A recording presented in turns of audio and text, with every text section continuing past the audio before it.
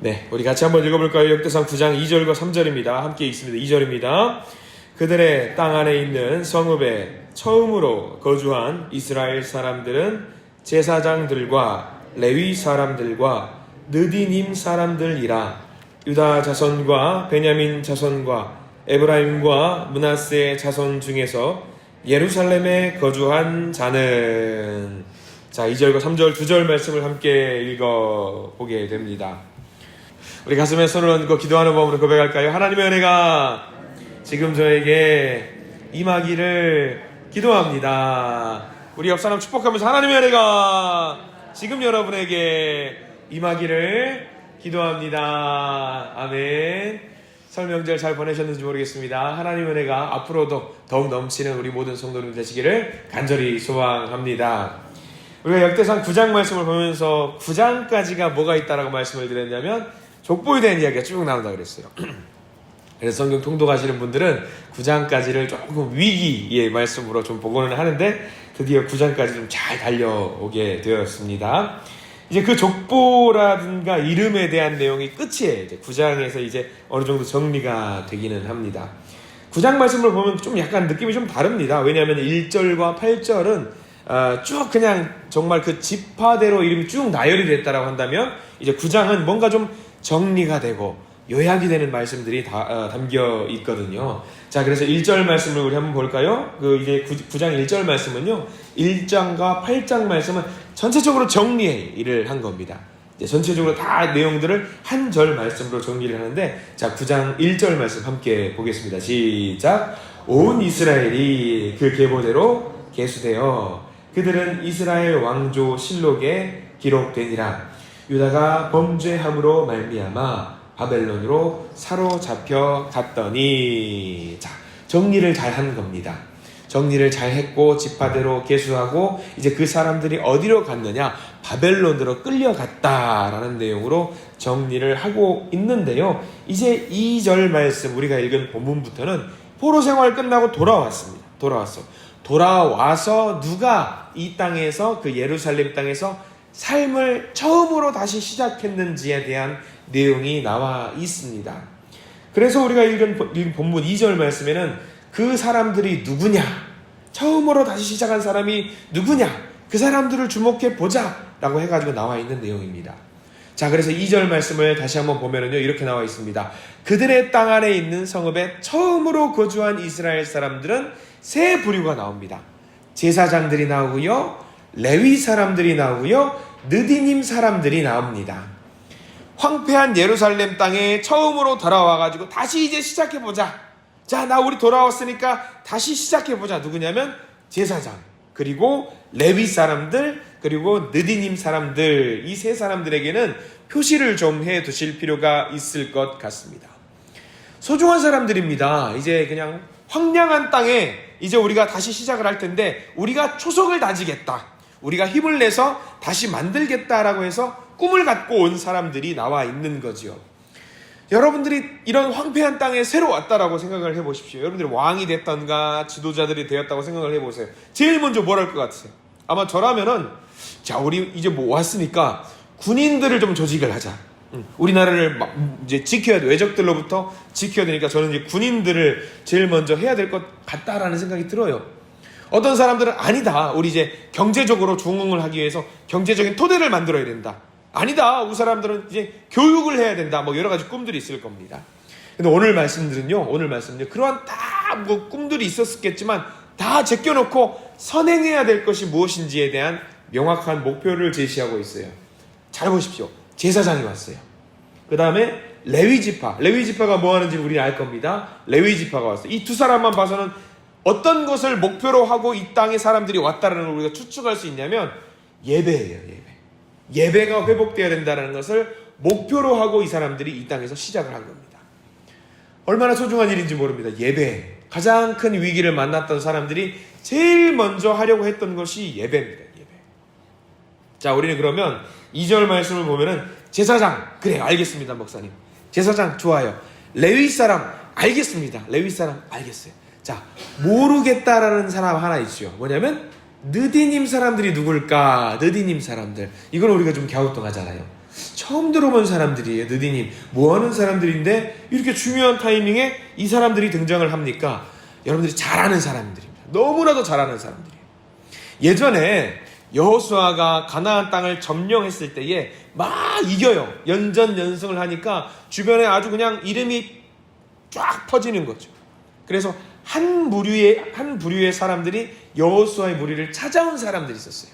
행색을 초라하게 하고 떡을 가져왔는데 곰팡이가 잔뜩 껴있는 떡이고 먼 곳에서 온 것 같은 사람이 왔는데 우리가 당신들 명성을 들어보니까 너무나도 대단하더라. 멀리서 우리가 열심히 응원해 줄 테니 우리와 조약을 맺자라고 해서 온 사람들이 있습니다. 누구냐면 기브온 사람들이라고 해가지고 왔어요. 그래서 아니 그래 조약을 맺자. 여호수아가 하나님께 묻지도 따지지도 않고 조약을 맺고 그래 우리가 당신들 멀리 있지만 응원할게. 서로 우리 도와주자. 서로 응원하자 해가지고 등장한 사람들이지요. 그래서 그 다음날 와서 전쟁을 하려고 옆 성에 가서 전쟁하려고 봤더니 그 사람들이 있는 거예요. 아니 당신들 무슨 일이냐. 멀리서 있다고 하지 않았느냐. 사실은 우리가 힘도 없고 연약하니까 당신들하고 싸우면 우리가 질 것 같으니까 봐달라.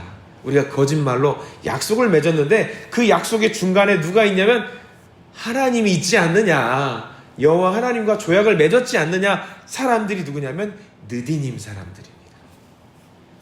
이 사람들 끈질기게 지금까지도 같이 있는 거예요. 근데 이 약속의 중앙에 누가 있었다라고 이게 중요하냐면 여호와 하나님이 그 조약의 중간에서 서로 간에 이 약속을 지키는지 안 지키는지 지켜봤다라는 거죠. 근데 이 사람들이 뭘 하고 있었느냐? 아니 목사님 이 사람들이 여태까지 끈질기게도 잘 살아 있었네요. 뭐 하고 있었길래 이 사람들이 여기 살고 있었습니까? 이 사람들이 뭐 하고 있었는지 나오는데 여기 느디님 옆에다가 표시 하나 해두시면 나중에 우리가 통독할 때 도움이 될 것 같습니다. 여호수아 9장 27절이라고 꼭 적어두십시오. 여호수아 9장 27절 제가 읽어드릴 겁니다. 여호수아 9장 27절 자 읽어드릴게요. 여호와께서 택하신 곳에서 회중을 위하여 여호와의 제단을 위하여 나무를 베며 물을 깃는 자들로 삼았더니 오늘까지 이르니라. 자, 이 사람들이 뭐 했냐면 그때부터 지금까지 뭐 했을까요? 제단에서 허드렛 일을 했어요. 장작을 패고 어떤 난방을 하고 물을 깃고 예배를 드릴 수 있는 옆에서 돕는 일을 했습니다. 어디 옆에서? 성전 옆에서 예배 드리는 일을 돕는 일을 했단 말이에요. 레위 사람들이 하기도 버거운 그런 허드렛 일들을 이 느디님 사람들이 했습니다. 이 사람들은요 사실 죽어 마땅한 사람들인데 하나님께서 지켜주셔서 지금까지 살게 됐고 하나님께서 지켜주셔서 지금까지 예배를 드릴 수 있는 자로 세움을 받은 사람들이에요.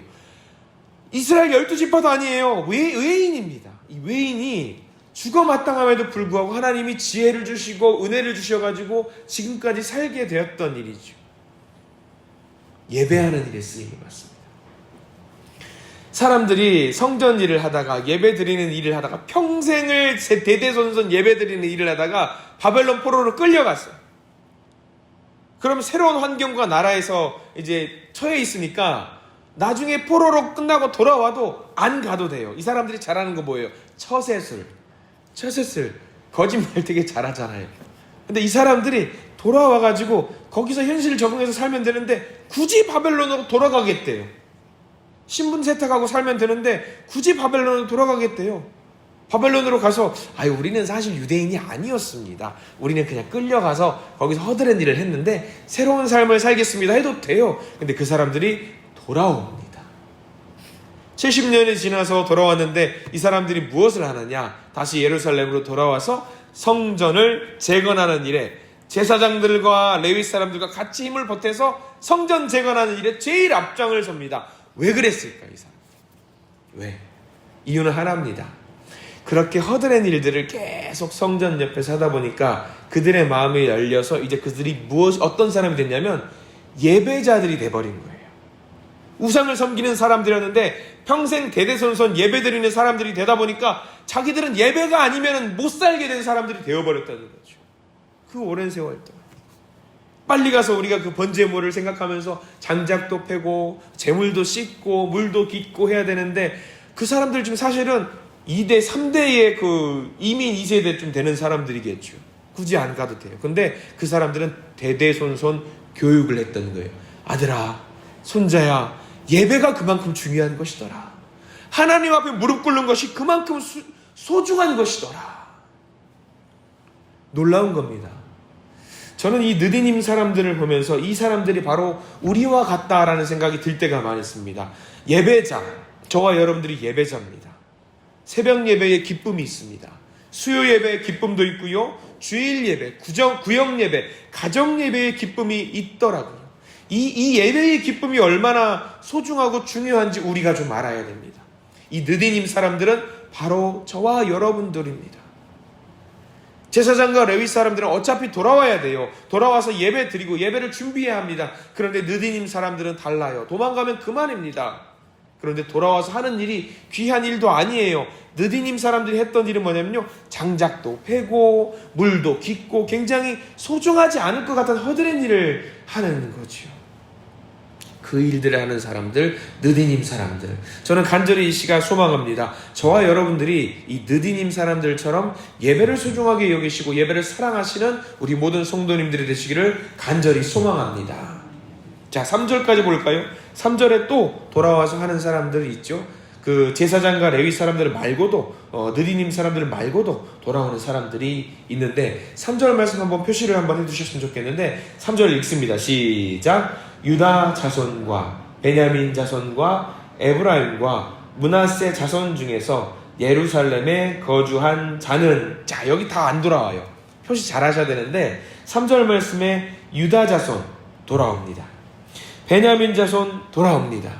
그런데 에브라임과 므낫세는요, 그 뒤에 9장 뒤에 기록에 나와 있지 않습니다. 돌아왔다 안 돌아왔다? 안 돌아왔다. 안 돌아왔다.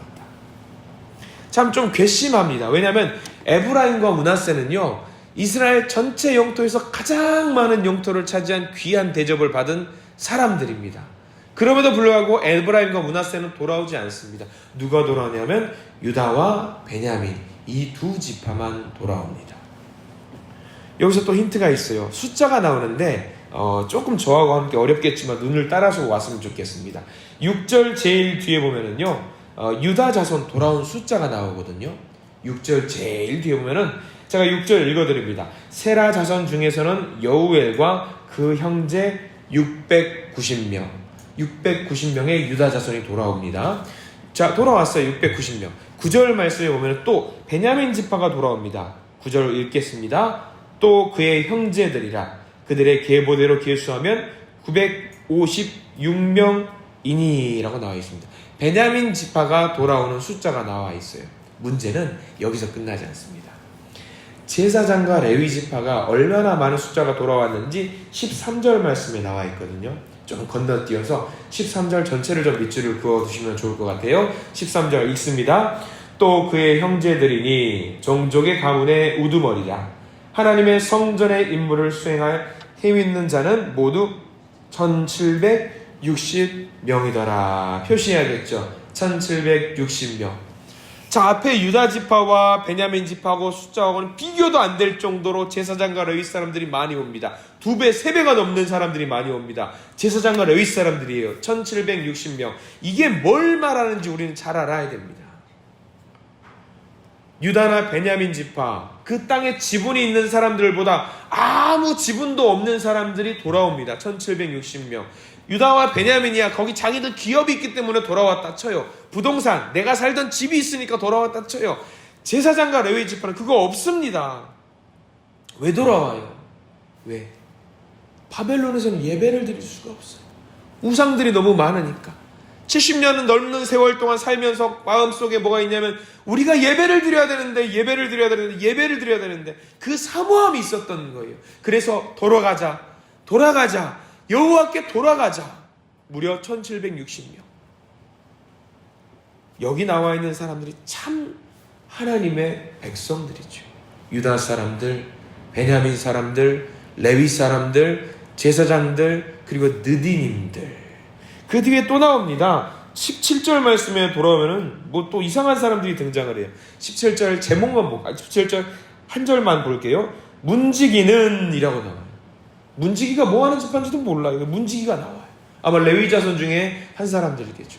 허드렛 일을 하겠다는 사람들, 모든 사람들이 등장을 합니다. 왜? 여호와께 돌아가자. 우리가 여호와께 돌아가자. 우리가 이들의 믿음을 잘 기억했으면 좋겠어요. 예배를 사모하고 예배의 자리를 지키고 꼭 붙들고 하나님께 나아가면은요, 하나님도 절대로 결코 놓치지 않으시고 우리를 잡으신다라는 사실을 우리가 잘 기억했으면 좋겠습니다. 그래서 우리가 외쳐야 됩니다. 여호와께 돌아가자. 예배의 자리로 돌아가자. 말씀의 자리로 돌아가고 찬양의 자리로 돌아가고 기도의 자리로 돌아가자. 이런 마음들이 우리 가운데 있기를 간절히 소망합니다. 그래서 그 말씀 가운데 돌아가실 때에 하나님은 우리를 놓치지 않으시고 반드시 우리를 지키신다라는 사실을 명심하시기를 부탁을 드립니다. 그런 사람들이 되시기를 소망합니다. 예배를 사모하는 믿음을 갖고 또 세상 속에서 하나님의 사람으로 살아내시는 저와 여러분들, 우리 한신 모든 가족분들이 되시기를 간절히 소망합니다. 기도하겠습니다. 주여, 포로 생활을 마치고 돌아온 자들, 예배를 사모하는 사람들, 하나님께로 돌아가고자 하는 사람들, 오늘 말씀을 통해서 우리 하나님께서는 우리에게 선포하십니다. 믿음을 가지고 앞으로 나아가면 하나님께서 우리를 고치시고 싸매신다라는 것을 말씀해 주고 계십니다. 주여, 다시 예배자의 마음을 품고 기도자의 마음을 품고자 합니다. 버림받은 사람처럼, 마치 포로로 끌려간 사람들처럼 세상의 여러 가지 문제들로 그 마음이 이리저리 휘둘리고 찢겨지는 우리 마음 가운데 하나님께서 고치시고 싸매시는 손길이 우리 가운데 임하기를 소망합니다. 주여, 우리들 하나님께로 돌아가기를 원합니다. 주여, 우리들 예배자로 서기를 원합니다. 주여, 우리들 기도자로 서기를 원합니다. 우리가 삶 속에서 예배의 기쁨과 감격으로 살아갈 때에 주님 앞에서 기쁨의 눈물을 흘리며 행복해하는 우리가 될 수 있도록 도와주시옵소서. 주여, 오늘 하루 우리가 예배자로 살기를 원합니다. 우리 일생을 예배자로 살기를 원합니다. 주여, 우리를 받아주시고 하나님의 영광 가운데 살게 해 주시옵소서. 예수 그리스도 이름으로 간절히 기도드립니다. 아멘.